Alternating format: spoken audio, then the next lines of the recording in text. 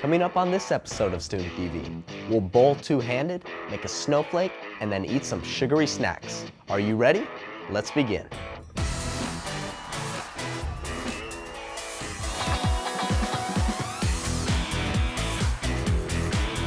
News team, assemble!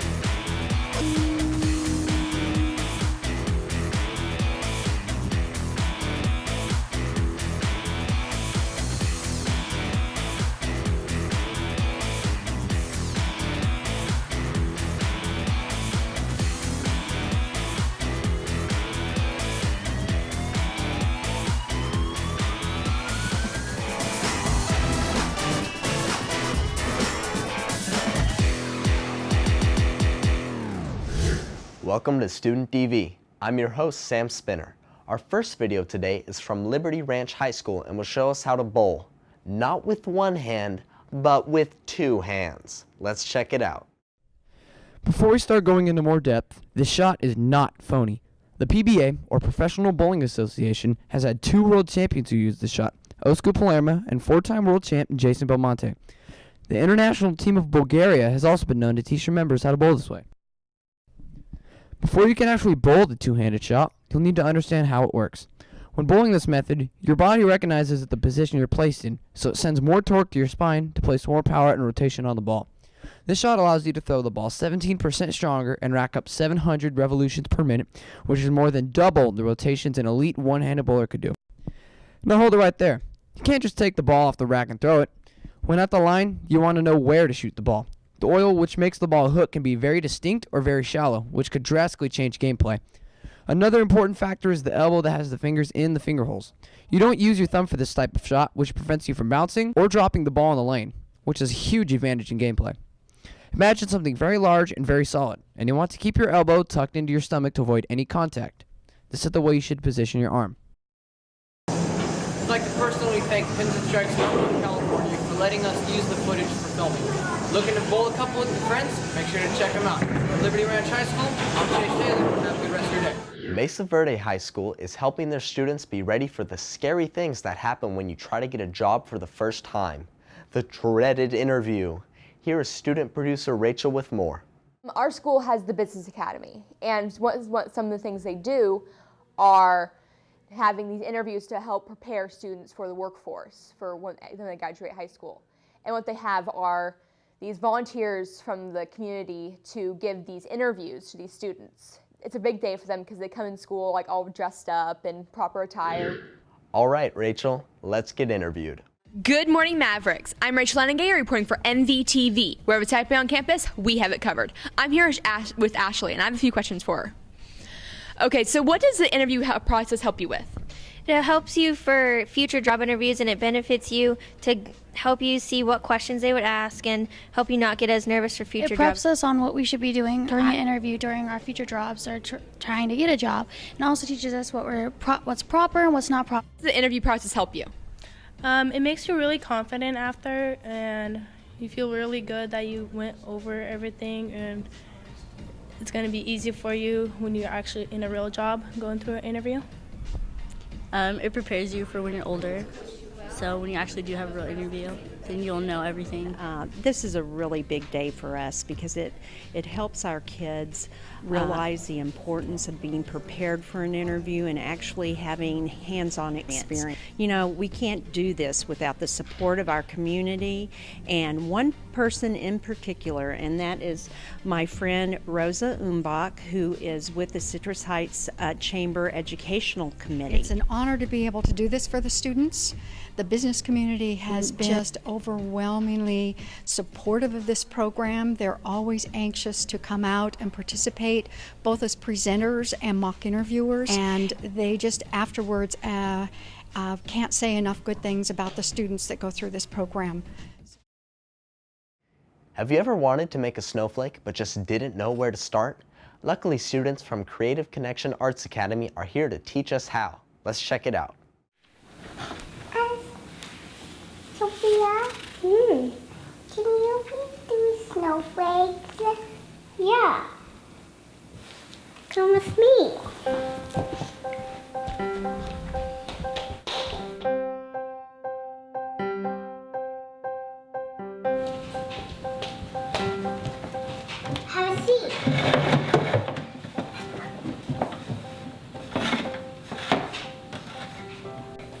To make a snowflake, you need to pick a color paper. We have light brown, yellow, orange, and white. White.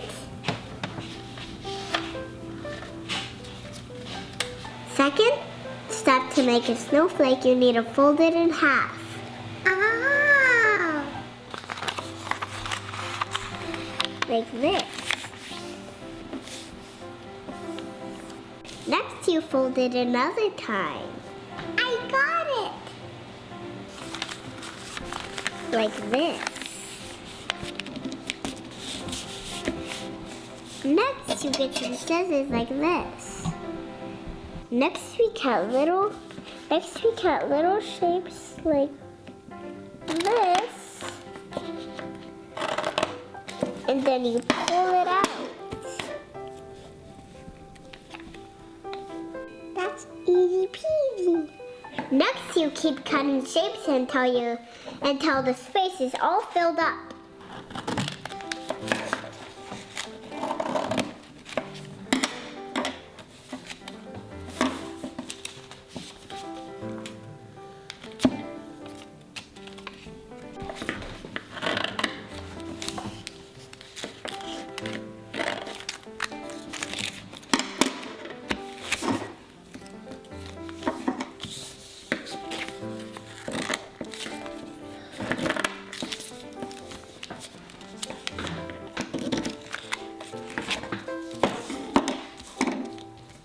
You can make rectangles and triangles. I like triangles. Me too. Last, we unfold it. And ta-da, there's your snowflake. And you can even color it if you want. And that's how you make a snowflake. Bye. Bye.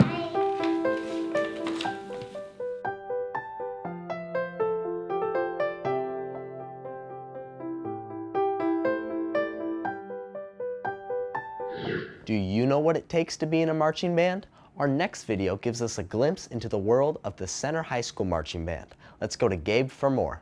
My favorite part is at the end, like my last interview was with the band instructor, and she was during the interview she said how grateful she was that someone finally did a story on band, and to see her how excited it was the thing I wanted to see. Here comes Center High Band. All right, so I'm here, football game Friday night. The lights are out, people are out, Blue Crew's here, families out, alumni playing Colfax, and it's about to be varsity halftime. And guess who's going on? The band. What's your name? My name is Michaela Armstrong. How long have you been playing? Since elementary school. Are you pumped for tonight? Of course I'm pumped for it. I mean, our band, we go hard. You ready to show what you guys got? Heck yeah. And we're gonna show the world that band is not for losers, it's for cool kids. Right on, all right. How long have you guys been practicing for this? About a month. No. Dr. Tree, how long have you been teaching music? I've been teaching music and PE for 37 years now. I love it. It's my life.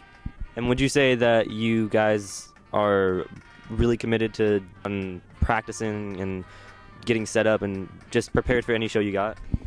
To be good at anything, it takes so much work. And this year, these students are so dedicated. They practice at home independently, at least an hour a night. Then they come here and they practice. And one thing that people might not realize is that a lot of these musicians that you're going to see tonight, at the beginning of this school year, they had never picked up an instrument. They're brand new musicians. So not only did they have to learn how to play the instrument, they had to learn the songs, then they had to learn how to march. So this is our premiere performance of the year, and you're going to be amazed at how good they are tonight, and especially when you realize their background, that some of them, this is their very first time. So it's very exciting.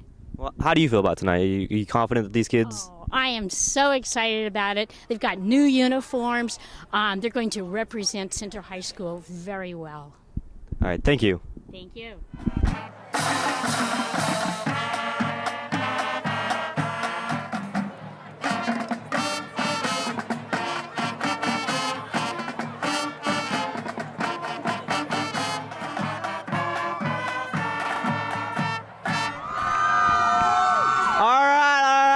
see that we got the band. They just performed. This went all out. They did great. Hard practice, hard work.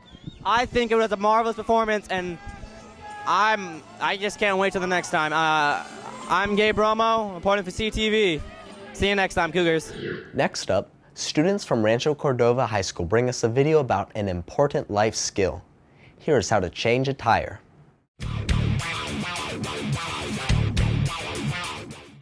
First, find where your spare tire is in your car. Then place floor jack underneath the frame of your car. Make sure it meets the weight standards of your automobile. Once car is lifted up, place jack stands under frame or designated place under the car.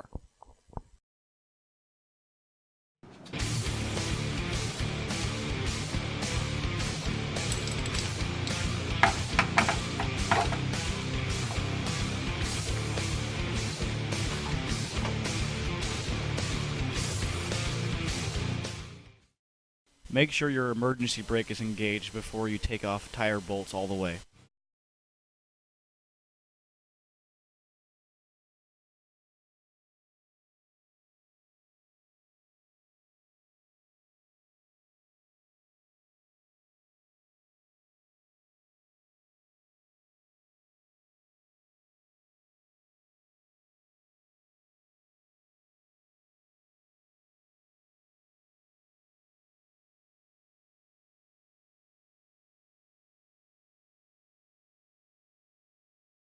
When putting tire back on, make sure the tire is stably on.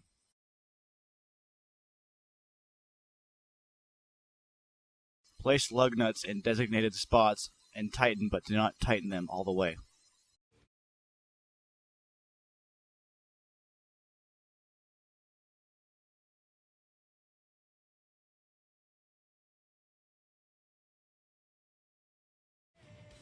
Take jack stands from out underneath the car and slowly bring the car back to the ground.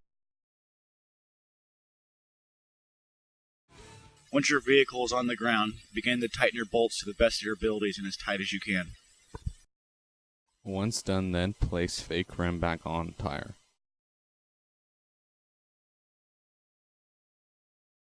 Oh, there's someone with a flat. I think I'll go out and practice right now. We'll be right back. Today, 1 in 3 children are overweight or obese, according to the American Academy of Pediatricians.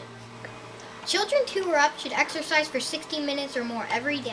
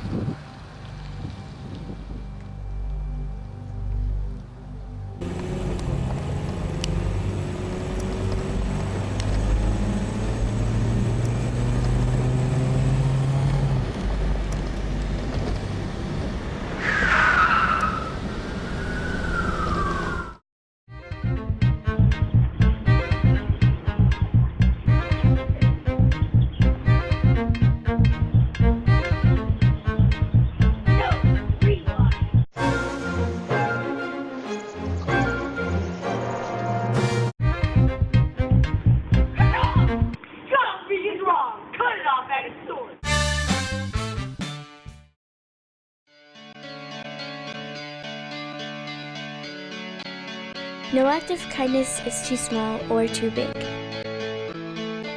Hey, I know you can do it.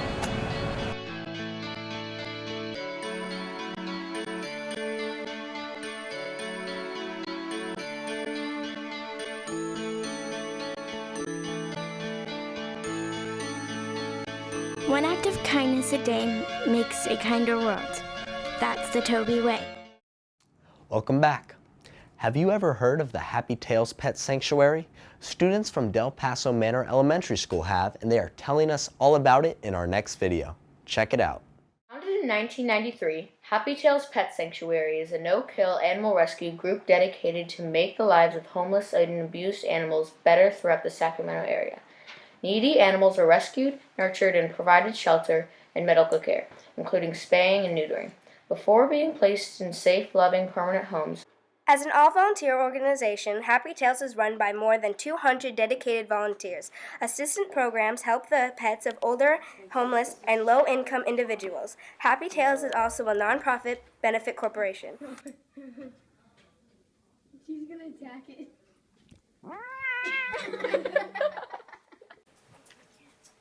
According to the Humane Society, 3 to 4 million dogs and cats are killed every year because shelters are too full. According to the NCPPSP, there are more than 70 million stray cats in the U.S.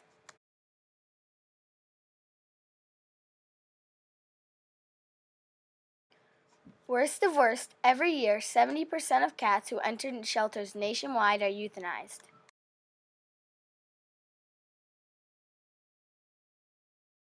How long have you been working here? So I started here in September as an actual employee, but I've been volunteering for about 10 years. Well, Happy Tails is volunteer run, so I'm the only person here that is employed. Everybody else is a volunteer, so we run pretty much 99% on volunteer help. So by giving back, giving some time, donations are always a huge help for us. You know, we have to pay for all the medical care of the cats. All of the items that are here, you know, the food, the water, the cat trees, and everything else. So donations are a great way to help, volunteering of time, helping us spread the word. You know, the community, there's a lot of different resources, so spaying and neutering is very important, so just helping to share our message and what we're trying to do. Those are all just amazing ways that, you know, anybody can help.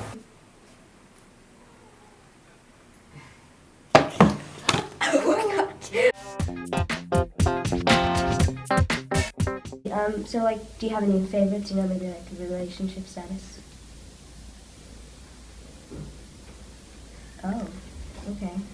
I think that's all the time you have, so I'll catch you on the flip side.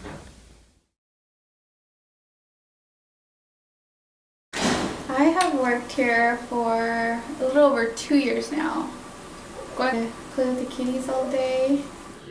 I know that you know how to act in the library, but do your teachers know how to act in the library? Here is student producer Jake. Well, like at our school, they did like teacher PSAs, and so we had to like, teachers did it the wrong way and then we had to film the right way. Shh, let's go watch the video. How to act in the library. This person is pushing the books back. He should be quickly picking out a book.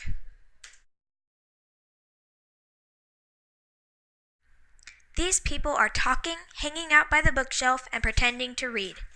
They should be reading quietly and not bothering each other.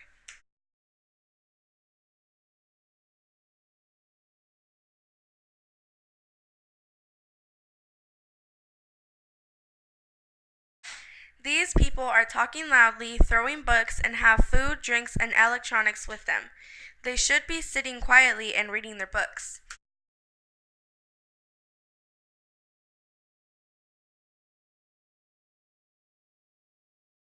The people left and forgot to push in their chairs.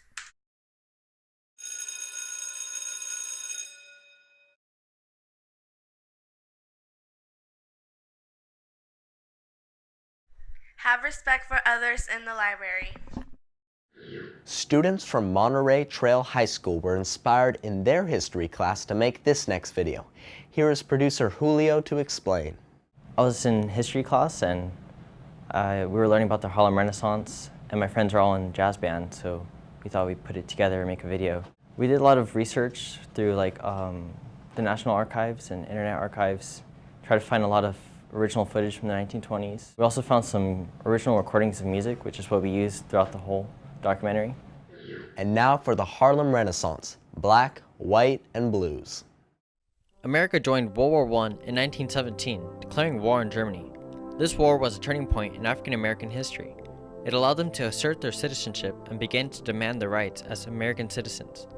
In battle, African Americans were enlisted in the 369th Infantry Regiment, an all-black military regiment, and fought because it was their responsibility to protect the American homeland.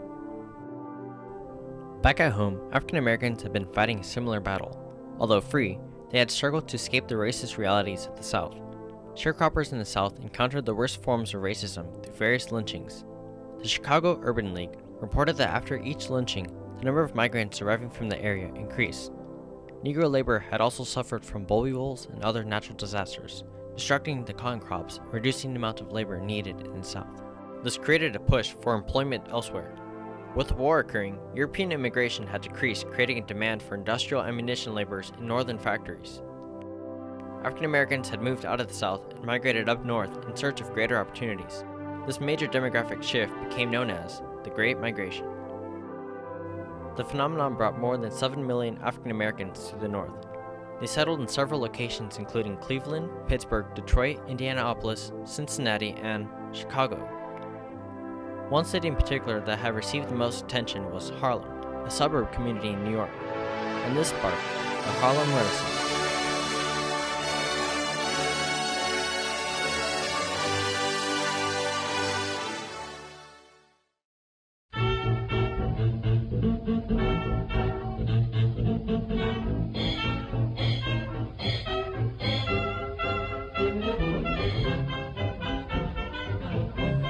At this time, African Americans had taken their newly found opportunities to express themselves by exploring the arts. The Harlem Renaissance is most commonly defined by the music, art, and literature that it had produced. Now, I'll be glad when you dance your eyes for you. I'll be glad when you dance your eyes for you. Now, I brought you into my home, you wouldn't leave my wife alone. I'll be glad for you. Louis Armstrong, one of the most famous jazz trumpeters of all time, regularly performed at the Cotton Club, a formerly white club where African Americans had been prohibited unless hired as entertainment. The music produced by the jazz artists of the 1920s, most prominently African Americans, had attracted the attention of many white as well as black people. Such influence had spread the interest in jazz all across America. Soon, not only were white people listening, they began to play and adapt to the black style of music. One of the first white jazz musicians to be taken seriously was Bix Beiderbecke. He took most of his inspiration from Louis Armstrong, even rising to his level of influence. Other writers, sculptors, and artists that contributed to this movement include Richard Barth, James Latimer Allen, Palmer Hayden, Augusta Savage, and Alain Locke, a prominent figure in the movement. Locke requested the assistance and support of Wynald Reese, a white artist, to represent the black cultural movement to create an impression on the racist society. In order to fully represent the African American culture, they needed an African American to genuinely develop the culture. Reese then took an understudy, Aaron Douglas, to be the leading figure of the expansion of art. His works then became the leading artistic influence. Into Bondage was a popular piece along with aspects of a Negro life, from slavery to Reconstruction. These, along with many others, helped inspire African American responsibility. Aaron Douglas set an example for the race by displaying the capabilities of an African American and his ability to exercise the right to pursue happiness. On October 29, 1929, the stock market came crashing down on what was known as Black Tuesday, ending the Harlem Renaissance. This economic decline caused supporters of the black arts and culture to withdraw their encouragement. The people were struck with worries of their own and could no longer focus their attention on the promotion of black culture. The black artists could no longer find a secure income for their work due to the grim financial circumstances of their profession. The job opportunities presented in California lured many to migrate westward, bringing along with them their black culture. With the mark of the Great Depression, the Harlem Renaissance lost momentum. However, it was thanks to the black innovators of the era who held the responsibility to build a name for the race and inspire future generations. And while the Harlem Renaissance did not produce immediate outcomes to relieve the average Negro, they built something that would spark the African American identity for years to come and root itself into the identity of America today. What do you do when you're bored? If you are like students from the Phoenix schools, you head up to the kitchen and whip up something creative and tasty. Riley, tell us more. I learned how to edit because I never had any experience with that before until this year. I learned about how to take a wide shot, a close-up, different angles, creating a different mood, and lighting, because that can be an issue. I would say never be nervous, because then that will just affect your video, and then that'll make people not enjoy it. if you're animated and you feel like you're on top of the world, then it'll be way better. Here is how to make sugary snacks. I'm Nicole. And I'm Riley. I'm bored. There's nothing to do. You want something yummy. Chua, bowl, peanut butter, cookie dough, crackers, pretzels, and white chocolate chips. Hi, I'm Nicole, and do you want to make the cookie dough sandwich? You need pretzels, cookie dough, and chocolate. To make this cookie dough sandwich, you need 2 pretzels. And between the 2 pretzels, you put the cookie dough. Then you stick it in chocolate. Ta-da! Today I'm going to teach you how to make homemade Butterfingers. So you take 2 crackers, and then you spread some peanut butter on there.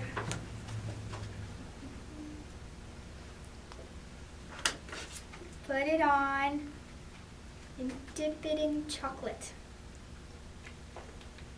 Ta-da! But there's one last step you need to do. Eat it. I've definitely got that last step taken care of. Don't forget you can get more student TV anytime at secctv.org. Thanks for watching. Trying to tell kids to get active, don't just like stay inside and play games all day or watch TV all day. We did like a series of different activities you can do that are like fun. Well, it starts out where like it's just all these random acts of kindness that you could do to make the world better. And I actually really like the editing part. It's just like putting the pieces together, making it work that I like to do.